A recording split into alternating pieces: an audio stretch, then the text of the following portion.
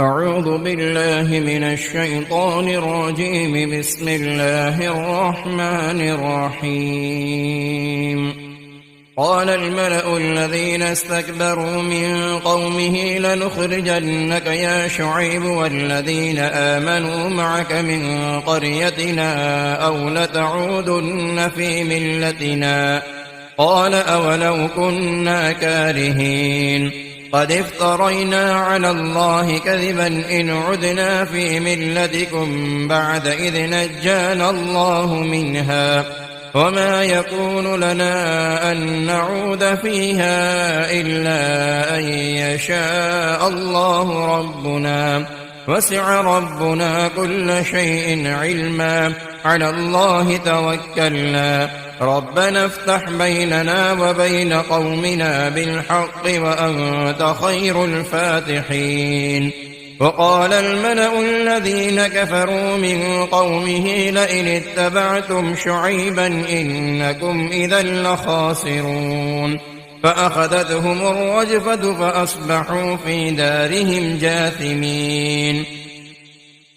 الذين كذبوا شعيبا كأن لم يغنوا فيها الذين كذبوا شعيبا كانوا هم الخاسرين. فتولى عنهم وقال يا قوم لقد أبلغتكم رسالات ربي ونصحت لكم فكيف آسى على قوم كافرين. وما أرسلنا في قرية من نبي إلا أخذنا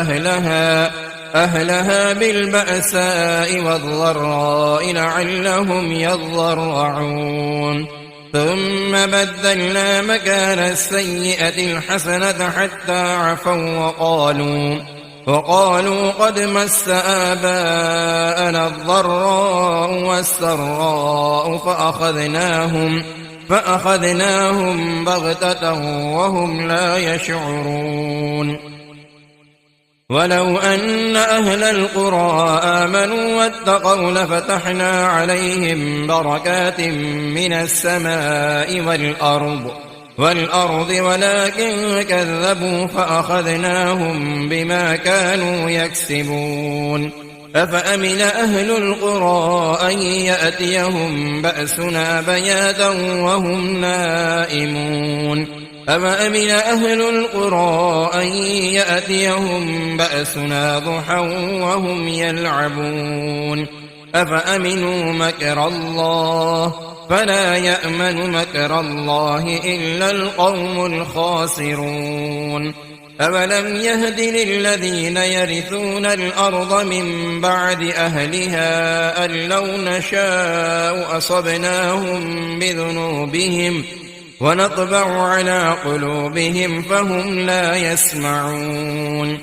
تلك القرى نقص عليك من أنبائها ولقد جاءتهم رسلهم بالبينات فما كانوا ليؤمنوا بما كذبوا من قبل كذلك يطبع الله على قلوب الكافرين. وما وجدنا لأكثرهم من عهد وإن وجدنا أكثرهم لفاسقين.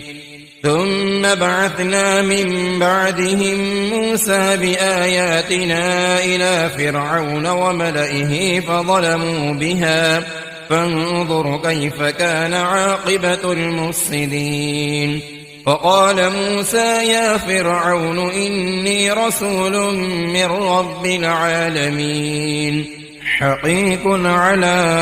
ألا أقول على الله إلا الحق قد جئتكم ببينة من ربكم فأرسل معي بني إسرائيل. قال إن كنت جئت بآية فأت بها إن كنت من الصادقين. فألقى عصاه فإذا هي ثعبان مبين ونزع يده فإذا هي بيضاء للناظرين. قال الملأ من قوم فرعون إن هذا لساحر عليم يريد أن يخرجكم من أرضكم فماذا تأمرون قالوا أرجه وأخاه وأرسل في المدائن حاشرين يأتوك بكل ساحر عليم وجاء السحرة فرعون قالوا إن لنا لأجرا إن كنا نحن الغالبين قال نعم وإنكم لمن المقربين قالوا يا موسى إما أن تلقي وإما أن نكون نحن الملقين قال ألقوا فلما ألقوا سحروا أعين الناس واسترهبوهم وجاءوا بسحر عظيم وأوحينا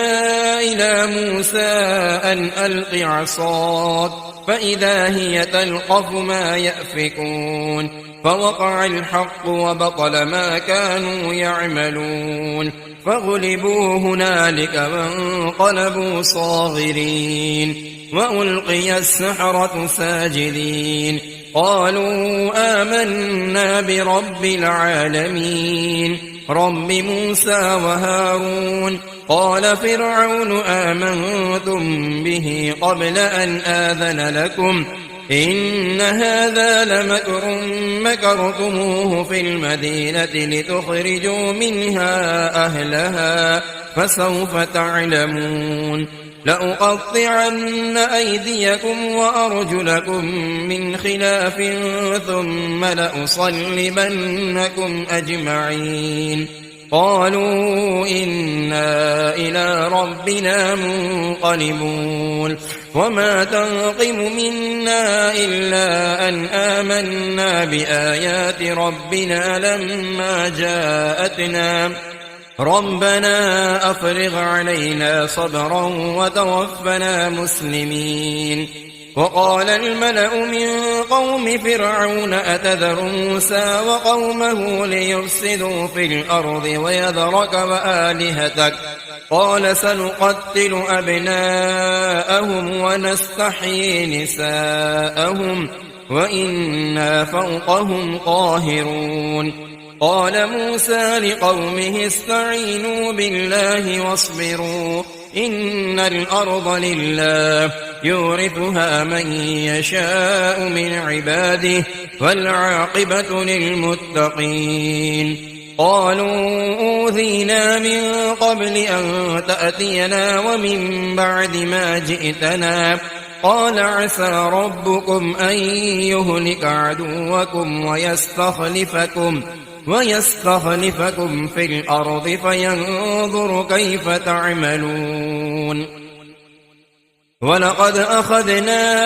آل فرعون بالسنين ونقص من الثمرات لعلهم يذكرون فإذا جاءتهم الحسنة قالوا لنا هذه وإن تصبهم سيئة يطيروا بموسى ومن معه ألا إنما طائرهم عند الله ولكن أكثرهم لا يعلمون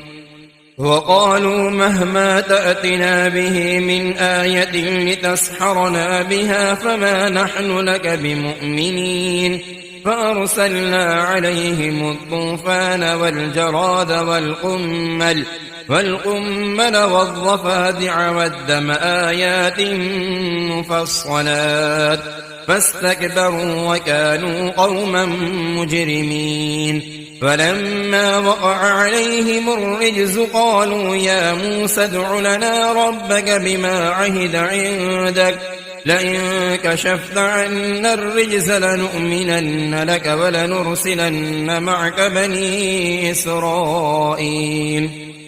فلما كشفنا عنهم الرجز إلى أجل هم بالغوه إذا هم ينكثون فانتقمنا منهم فأغرقناهم في اليم بأنهم كذبوا بآياتنا بأنهم كذبوا بآياتنا وكانوا عنها غافلين. وأورثنا القوم الذين كانوا يستضعفون مشارق الأرض ومغاربها التي باركنا فيها، وتمت كلمة ربك الحسنى على بني إسرائيل بما صبروا، ودمرنا ما كان يصنع فرعون وقومه وما كانوا يعرشون. وجاوزنا ببني إسرائيل البحر فأتوا على قوم يعكفون على أصنام لهم، قالوا يا موسى اجعل لنا إلها كما لهم آلهة، قال إنكم قوم تجهلون. إن هؤلاء متبر ما هم فيه وباطل ما كانوا يعملون. قال أغير الله أبغيكم إلها وهو فضلكم على العالمين. وإذ أنجيناكم من آل فرعون يسومونكم سوء العذاب يقتلون أبناءكم ويستحيون نساءكم وفي ذلكم بلاء من ربكم عظيم. وواعدنا موسى 30 ليلة وأتممناها ب10 فتم ميقات ربه 40 ليلة. فقال موسى لأخيه هارون اخلفني في قومي وأصلح ولا تتبع سبيل المفسدين. ولما جاء موسى لميقاتنا وكلمه ربه قال رب أرني أنظر إليك، قال لن تراني ولكن انظر إلى الجبل فإن استقر مكانه فسوف تراني. فلما تجلى ربه للجبل جعله دكا وخر موسى صعقا. فلما أفاق قال سبحانك تبت إليك وأنا أول المؤمنين. قال يا موسى إني اصطفيتك على الناس برسالاتي وبكلامي فخذ ما آتيتك وكن من الشاكرين. وكتبنا له في الألواح من كل شيء موعظة وتفصيلا لكل شيء فخذها بقوة وأمر قومك يأخذوا بأحسنها سأريكم دار الفاسقين. سأصرف عن آياتي الذين يتكبرون في الأرض بغير الحق وإن يروا كل آية لا يؤمنوا بها وإن يروا سبيل الرشد لا يتخذوه سبيلا وإن يروا سبيل الغي يتخذوه سبيلا ذلك بأنهم كذبوا بآياتنا وكانوا عنها غافلين. والذين كذبوا بآياتنا ولقاء الآخرة حبطت أعمالهم هل يجزون إلا ما كانوا يعملون. واتخذ قوم موسى من بعده من حليهم عجلا جسدا له خوار ألم يروا أنه لا يكلمهم ولا يهديهم سبيلا اتخذوه وكانوا ظالمين. ولما سقط في أيديهم ورأوا أنهم قد ضلوا قالوا لئن لم يرحمنا ربنا ويغفر لنا لنكونن من الخاسرين. ولما رجع موسى إلى قومه غضبان أسفا قال بئس ما خلفتموني من بعدي أعجلتم أمر ربكم وألقى الألواح وأخذ برأس أخيه يجره إليه قال ابن أم إن القوم استضعفوني وكادوا يقتلونني فلا تشمت بي الأعداء ولا تجعلني مع القوم الظالمين قال رب اغفر لي ولأخي وأدخلنا في رحمتك وأنت أرحم الراحمين إن الذين اتخذوا العجل سينالهم غضب من ربهم وذلة في الحياة الدنيا وكذلك نجزي المفترين والذين عملوا السيئات ثم تابوا من بعدها وآمنوا إن ربك من بعدها لغفور رحيم ولما سكت عن موسى الغضب أخذ الألواح وفي نسختها هدى ورحمة للذين هم لربهم يرهبون واختار موسى قومه 70 رجلا لميقاتنا فلما أخذتهم الرجفة قال رب لو شئت أهلكتهم من قبل وإياي أتهلكنا بما فعل السفهاء منا إن هي إلا فتنتك تضل بها من تشاء وتهدي من تشاء أنت ولينا فاغفر لنا وارحمنا وأنت خير الغافرين واكتب لنا في هذه الدنيا حسنة وفي الآخرة إنا هدنا إليك قال عذابي أصيب به من أشاء ورحمتي وسعت كل شيء فسأكتبها للذين يتقون ويؤتون الزكاة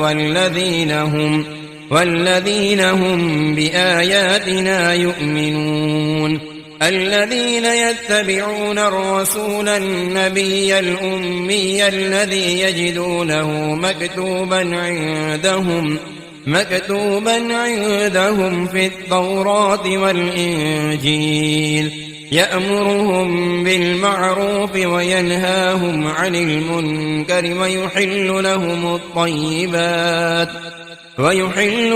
الطيبات ويحرم عليهم الخبائث ويضع عنهم إصرهم والأغلال التي كانت عليهم فالذين آمنوا به وعزروه ونصروه واتبعوا النور الذي أنزل معه أولئك هم المفلحون قل يا أيها الناس إني رسول الله إليكم جميعا الذي له ملك السماوات والأرض لا إله إلا هو يحيي ويميت فآمنوا بالله ورسوله النبي الأمي الذي يؤمن بالله وكلماته واتبعوه لعلكم تهتدون ومن قوم موسى أمة يهدون بالحق وبه يعدلون وقطعناهم 12 أسباطا أمما وأوحينا إلى موسى إذ استسقاه قومه أن اضرب بعصاك الحجر فانبجست منه 12 عينا قد علم كل أناس مشربهم وظللنا عليهم الغمام وأنزلنا عليهم المن والسلوى كلوا من طيبات ما رزقناكم وما ظلمونا ولكن كانوا أنفسهم يظلمون وإذ قيل لهم اسكنوا هذه القرية وكلوا منها حيث شئتم وقولوا حطة وادخلوا الباب سجدا نغفر لكم خطيئاتكم سنزيد المحسنين فبدل الذين ظلموا منهم قولا غير الذي قيل لهم فأرسلنا عليهم رجزا من السماء بما كانوا يظلمون فاسألهم عن القرية التي كانت حاضرة البحر إذ يعدون في السبت إذ تأتيهم حيتانهم يوم سبتهم شرعا ويوم لا يسبتون لا تأتيهم كذلك نبلوهم بما كانوا يفسقون وإذ قالت أمة منهم لم تعظون قوما الله مهلكهم أو معذبهم عذابا شديدا قالوا معذرة إلى ربكم ولعلهم يتقون فلما نسوا ما ذكروا به أنجينا الذين ينهون عن السوء وأخذنا الذين ظلموا بعذاب بئيس بما كانوا يفسقون فلما عتوا عما نهوا عنه قلنا لهم كونوا قردة خاسئين وإذ تأذن ربك ليبعثن عليهم إلى يوم القيامة من يسومهم سوء العذاب إن ربك لسريع العقاب وإنه لغفور رحيم وقطعناهم في الأرض أمما منهم الصالحون ومنهم دون ذلك وبلوناهم بالحسنات والسيئات لعلهم يرجعون فخلف من بعدهم خلف ورثوا الكتاب يأخذون عرض هذا الأدنى ويقولون سيغفر لنا وإن يأتهم عرض مثله يأخذوه ألم يؤخذ عليهم ميثاق الكتاب ألا يقولوا على الله إلا الحق ودرسوا ما فيه فالدار الآخرة خير للذين يتقون أفلا تعقلون والذين يمسكون بالكتاب وأقاموا الصلاة إنا لا نضيع أجر المصلحين وإذ نتقنا الجبل فوقهم كأنه ظلة وظنوا أنه واقع بهم خذوا ما آتيناكم بقوة واذكروا ما فيه لعلكم تتقون وإذ أخذ ربك من بني آدم من ظهورهم ذريتهم وأشهدهم على أنفسهم ألست بربكم قالوا بلى شهدنا أن تقولوا يوم القيامة إنا كنا عن هذا غافلين أو تقولوا إنما أشرك آباؤنا من قبل وكنا ذرية من بعدهم أفتهلكنا بما فعل المبطلون وكذلك نفصل الآيات ولعلهم يرجعون واتل عليهم نبأ الذي آتيناه آياتنا فانسلخ منها فأتبعه الشيطان فكان من الغاوين ولو شئنا لرفعناه بها ولكنه أخلد إلى الأرض واتبع هواه فمثله كمثل الكلب إن تحمل عليه يلهث أو تتركه يلهث ذلك مثل القوم الذين كذبوا بآياتنا فاقصص القصص لعلهم يتفكرون ساء مثلا القوم الذين كذبوا بآياتنا وأنفسهم كانوا يظلمون من يهد الله فهو المهتدي ومن يضلل فأولئك هم الخاسرون ولقد ذرأنا لجهنم كثيرا من الجن والإنس لهم قلوب لا يفقهون بها ولهم أعين لا يبصرون بها ولهم آذان لا يسمعون بها أولئك كالأنعام بل هم أضل أولئك هم الغافلون ولله الأسماء الحسنى فادعوه بها فذروا الذين يلحدون في أسمائه سيجزون ما كانوا يعملون وممن خلقنا أمة يهدون بالحق وبه يعدلون والذين كذبوا بآياتنا سنستدرجهم من حيث لا يعلمون وأملي لهم إن كيدي متين أولم يتفكروا ما بصاحبهم من جنة إن هو إلا نذير مبين أولم ينظروا في ملكوت السماوات والأرض وما خلق الله من شيء وأن عسى أن يكون قد اقترب أجلهم فبأي حديث بعده يؤمنون من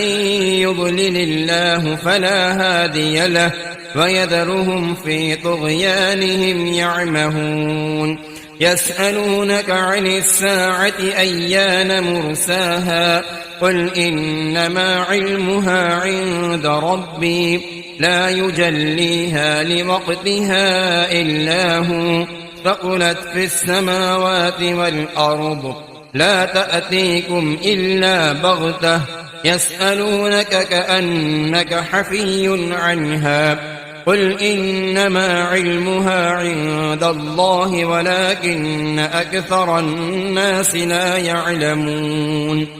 قل لا أملك لنفسي نفعا ولا ضرا إلا ما شاء الله ولو كنت أعلم الغيب لاستكثرت من الخير وما مسني السوء إن أنا إلا نذير وبشير لقوم يؤمنون هو الذي خلقكم من نفس واحدة وجعل منها زوجها ليسكن إليها فلما تغشاها حملت حملا خفيفا فمرت به فلما أثقلت دعوى الله ربهما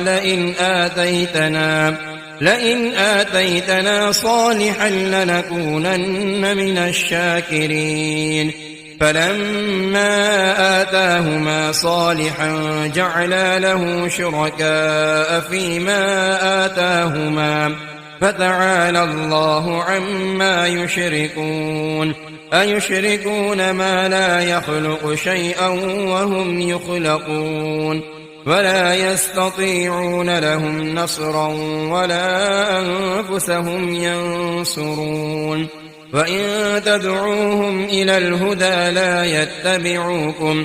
سواء عليكم أدعوتموهم أم أنتم صامتون إن الذين تدعون من دون الله عباد أمثالكم فادعوهم فليستجيبوا لكم إن كنتم صادقين ألهم أرجل يمشون بها أم لهم أيدي يبطشون بها أم لهم أعين يبصرون بها أم لهم آذان يسمعون بها قل ادعوا شركاءكم ثم كيدوني فلا تنظرون إن وليي الله الذي نزل الكتاب وهو يتولى الصالحين والذين تدعون من دونه لا يستطيعون نصركم ولا أنفسهم ينصرون وإن تدعوهم إلى الهدى لا يسمعون وتراهم ينظرون إليك وهم لا يبصرون خذ العفو وأمر بالعرف وأعرض عن الجاهلين وإما ينزغنك من الشيطان نزغ فاستعذ بالله إنه سميع عليم إن الذين اتقوا إذا مسهم طائف من الشيطان تذكروا فإذا هم مبصرون وإخوانهم يمدونهم في الغي ثم لا يقصرون وإذا لم تأتهم بآية قالوا لولا اجتبيتها قل إنما أتبع ما يوحى إلي من ربي هذا بصائر من ربكم وهدى ورحمة لقوم يؤمنون وإذا قرئ القرآن فاستمعوا له وأنصتوا لعلكم ترحمون واذكر ربك في نفسك تضرعا وخيفة ودون الجهر من القول بالغدو والآصال ولا تكن من الغافلين إن الذين عند ربك لا يستكبرون عن عبادته ويسبحونه وله يسجدون بسم الله الرحمن الرحيم يسألونك عن الأنفال قل الأنفال لله والرسول فاتقوا الله وأصلحوا ذات بينكم وأطيعوا الله ورسوله إن كنتم مؤمنين إنما المؤمنون الذين إذا ذكر الله وجلت قلوبهم وإذا تليت عليهم آياته زادتهم إيمانا وعلى ربهم يتوكلون الذين يقيمون الصلاة ومما رزقناهم ينفقون أولئك هم المؤمنون حقا لهم درجات عند ربهم ومغفرة ورزق كريم كما أخرجك ربك من بيتك بالحق وإن فريقا من المؤمنين لكارهون يجادلونك في الحق بعدما تبين كأنما يساقون إلى الموت وهم ينظرون وإذ يعدكم الله إحدى الطائفتين أنها لكم وتودون أن غير ذات الشوكة تكون لكم ويريد الله أن يحق الحق بكلماته ويقطع دابر الكافرين ليحق الحق ويبطل الباطل ولو كره المجرمون إذ تستغيثون ربكم فاستجاب لكم أني ممدكم ب1000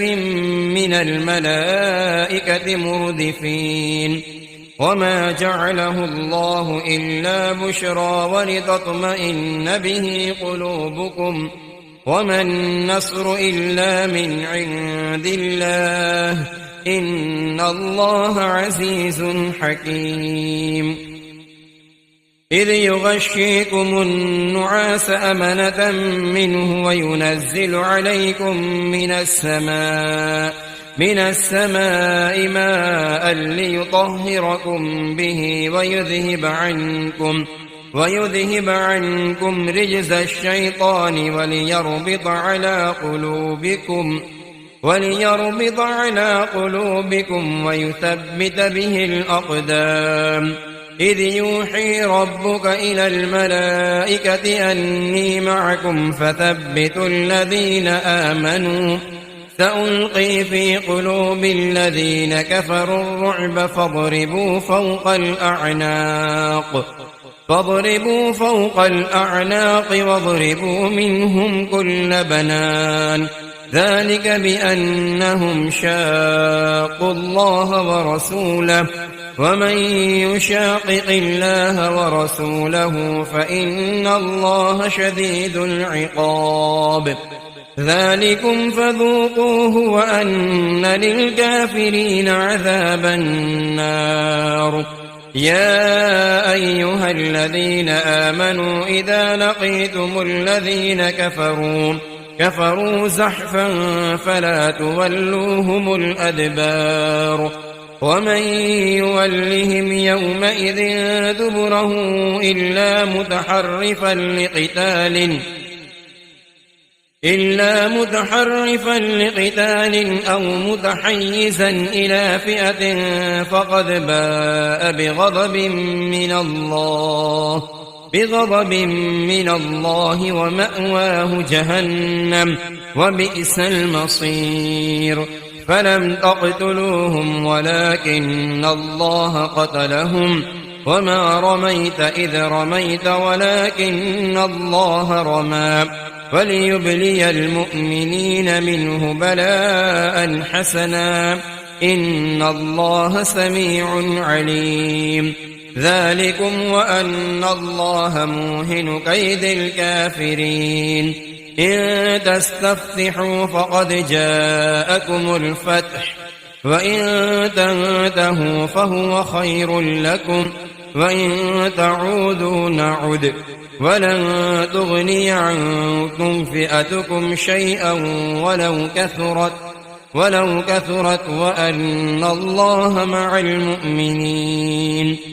يا أيها الذين آمنوا أطيعوا الله ورسوله ولا تولوا عنه وأنتم تسمعون. ولا تكونوا كالذين قالوا سمعنا وهم لا يسمعون.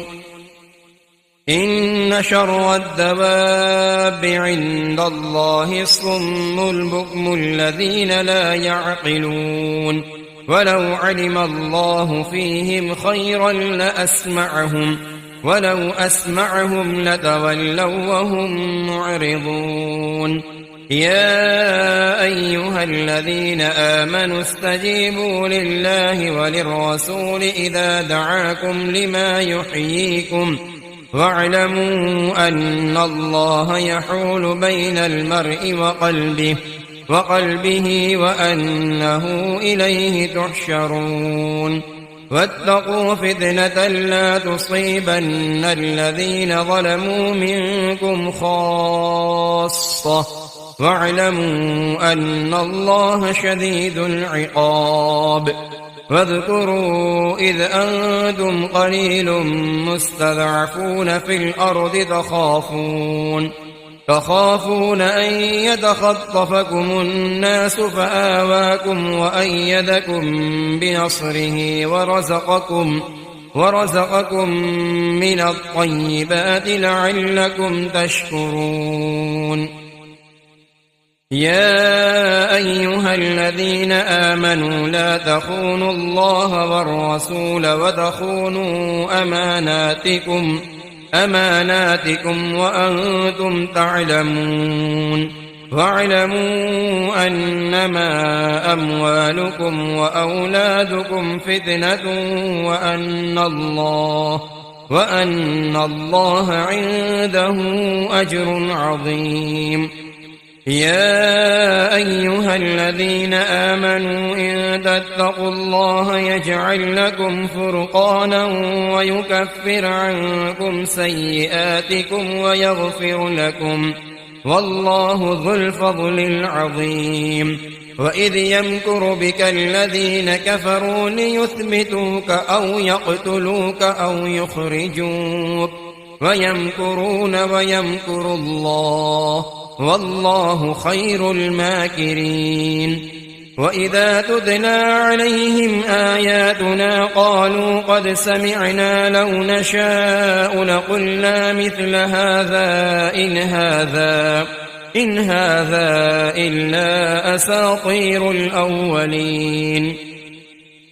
وإذ قالوا اللهم إن كان هذا هو الحق من عندك فأمطر علينا حجارة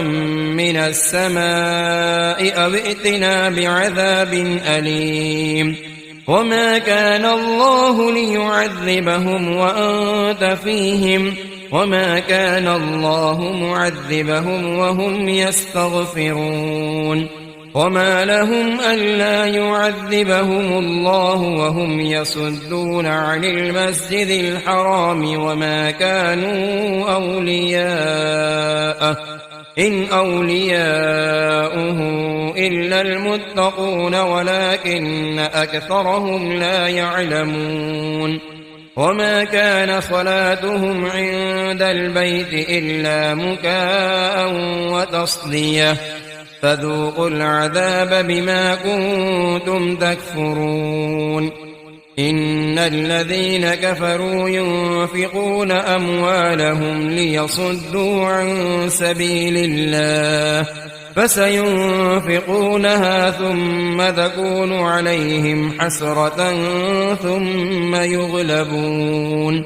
والذين كفروا إلى جهنم يحشرون ليميز الله الخبيث من الطيب ويجعل الخبيث بعضه على بعض فيركمه جميعا فيجعله في جهنم أولئك هم الخاسرون. قل للذين كفروا إن ينتهوا يغفر لهم ما قد سلف وإن يعودوا فقد مضت سنة الأولين. وقاتلوهم حتى لا تكون فتنة ويكون الدين كله لله فإن انتهوا فإن الله بما يعملون بصير. وإن تولوا فاعلموا أن الله مولاكم نعم المولى ونعم النصير.